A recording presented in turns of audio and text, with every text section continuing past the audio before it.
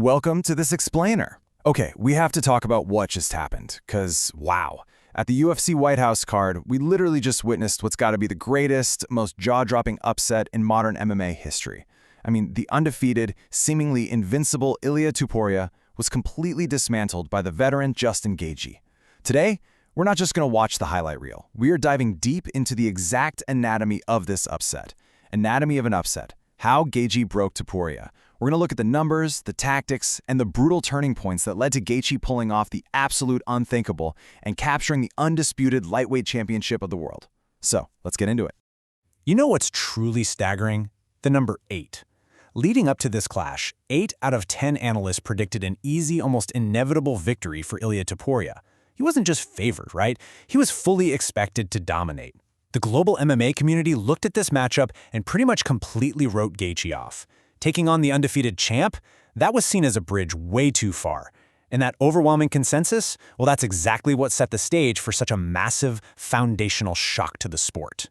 And man, when that shock actually hit, the reactions were absolutely visceral. Former champion Israel Adesanya, reacting in real time, completely captured the mood. He said, "He no-masked him. This is the most American moment I ever seen." Adesanya's raw disbelief perfectly validates what literally every fan watching was feeling. Gaethje didn't just win, he executed this brutal, highlight reel finish on a historic stage. It was one of those moments that forced the entire combat sports world to completely factory reset their expectations. To really wrap our heads around the scale of this upset, we need to look at who was actually in the cage. On one side, you've got Ilia Topuria. He's 29 years old, an unblemished 17-0 record, and he's known for blending these dangerous submissions with devastating knockouts. Then on the other side, Justin Gaethje. He's 37 years old. I mean, that's an age where most fighters are looking at the end of the road. He came in with a 27-5 record, known primarily for his pure, unadulterated knockout power. So you have the young, versatile, undefeated champ taking on the older, battle-tested veteran who basically relies on raw concussive force. So how on earth does a 37-year-old underdog actually pull this off? Well, let's put on our sports detective hats and figure it out. Which brings us to our first main point. Section 1. Tactical blunders. The champion's mistake. So what everyone expected from Topuria was his signature style, right? Heavy front foot pressure, marching his opponent down, and just unleashing these blistering 5 to 8 punch combos. But what we actually got was a total shock. Topuria showed extreme back foot hesitancy. And why? Because he was absolutely terrified of Justin Gaethje's legendary calf kicks. To avoid having his lead leg destroyed, Topuria just kept his weight pinned on his rear foot. And because of that static, defensive posture, he couldn't generate his usual aggressive offense. He was basically stuck throwing simple 1-2 combinations, completely abandoning those long, powerful flurries that made him a champion in the first place. But you know, the tactical shift really wasn't the only factor at play here. As a lot of folks in the MMA community pointed out, there were massive outside variables. Topuria came into this fight with the full year of inactivity. Classic ring rust. Combine a whole year off with severe out-of-the-cage distractions, including a really highly publicized divorce and domestic legal issues, and you've got a recipe for disaster. Competing at the absolute highest pinnacle of mixed martial arts requires laser focus. Taking a year off while dealing with intense personal turmoil, that clearly derailed the champion's sharpness, and it absolutely showed in his uncharacteristic performance. Let's shift gears to Section 2. The weapon. Gaethje's granite chin. Now there's a narrative going around that this was a one-sided beatdown from the opening bell, but the strike count completely shatters that. Significant strikes landed, Topuria with 97 and Gaethje right behind him with 91. I mean, this was a razor-thin, grueling war. Topuria was landing incredibly heavy shots. I'm talking about shots that have literally put other men to sleep, but Gaethje's chin, which analysts have joked literally needs to be scientifically studied, it just absorbed the damage. Topuria was throwing his absolute best fastballs, and Gaethje just stood there, ate them, and kept coming forward. Unbelievable. And because Gaethje wasn't deterred by Topuria's power, he was able to put on an absolute striking masterclass. I mean, his arsenal was perfectly mixed. While Topuria stubbornly relied almost entirely on his boxing, Gaethje was throwing the kitchen sink at him. He used blistering jabs to manage the distance, threw his signature uppercuts right up the middle, uncorked these devastating high kicks, chopped away with punishing calf kicks, and even utilized brutal knees when they tied up in the clinch. He just gave Topuria way too much to think about, and the champion's defensive system just overloaded. All right, moving into Section 3. Anatomy of damage. The turning point. So here is exactly where the fight shifted.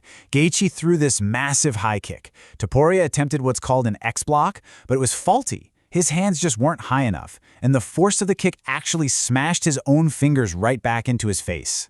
The result? A fractured orbital bone. Now, the orbital is the bone directly in the eye socket, and when it breaks, protective fluid rapidly builds up, severely impairing your vision and causing this intense, paralyzing pain. The very second that kick landed, you could see the grimace on Topuria's face. That was the moment. The fight irreversibly shifted in Gaethje's favor right then and there. But what happened next is honestly a testament to the sheer, unbelievable toughness of Ilia Topuria. The referee pauses the action, right? And the ringside doctor comes in to check out his compromised eye.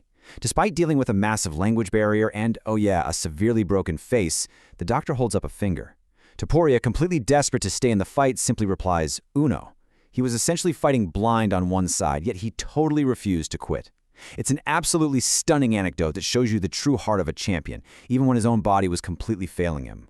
And, before the ultimate finish, we also saw some incredibly high IQ grappling exchanges that proved this wasn't just some sloppy bar brawl. Topuria, hunting for a finish, flattened out on the mat like a cobra to try and perfectly lock in a tight armbar. But Gaethje matched that grappling intelligence. Later on, when Gaethje was caught in a really dangerous Darce choke, he utilized a super similar technique. He flattened his ribcage to the mat, expanding his body, again, kind of like a cobra, to relieve the pressure and survive the submission attempt. Both of these guys were operating at the absolute highest technical level, even when they were completely exhausted and damaged.